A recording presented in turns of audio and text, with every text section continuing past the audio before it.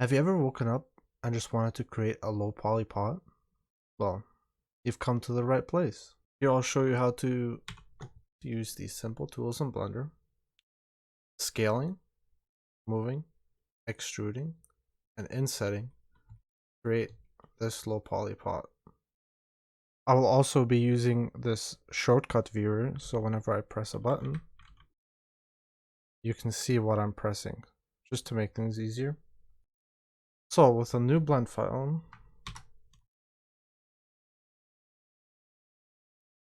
I'll just hit A to select everything and delete it. Turn on my shortcuts. And I'll hit Shift A to add a cylinder. But this isn't very low poly, so I'm gonna reduce the poly count, this window down here, and reduce it to, let's do 11. Like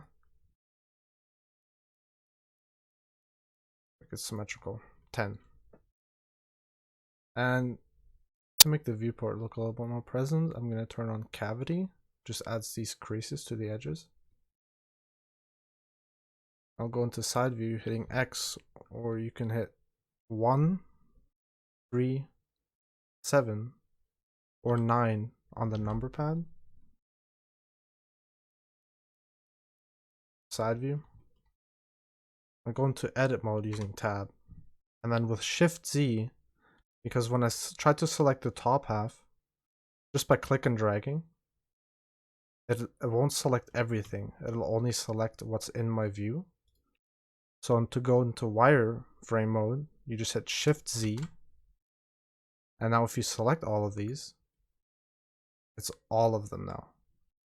And then you can switch back and forth with Shift Z from solid to wire. And I'll just move this with G to move, and then Z to lock it on the Z axis. And I'm just going to move it down like this, and then hit A, G, Z, and just move it up. And then to make the base of the pot, I'm just going to hit E to extrude this bottom half, and it'll automatically lock on the Z axis. I'm just going to move it down like this. And then with S, I'm just going to scale it down like that.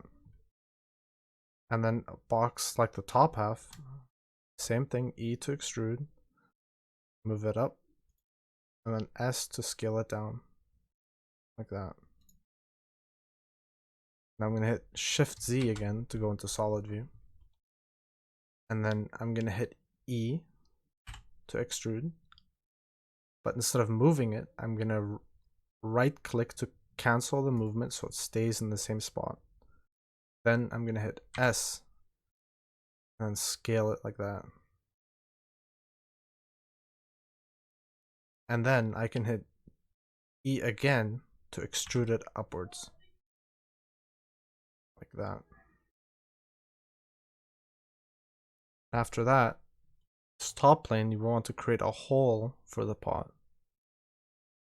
So you can hit I to inset, and then inset this face inwards. And when you're happy with where it is, you can hit Control,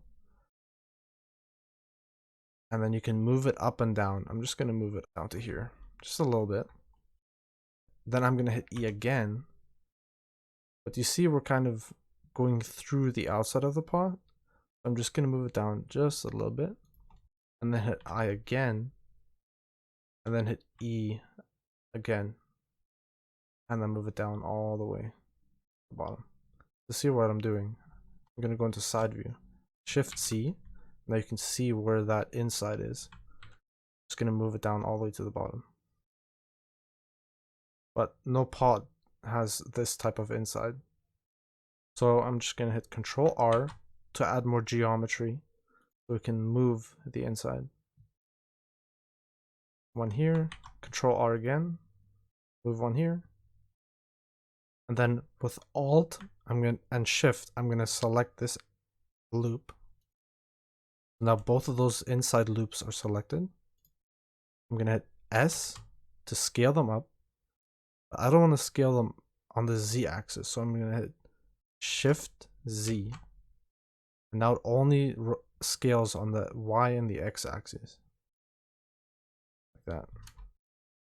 If I go into solid view, here's your problem. And you can also edit this.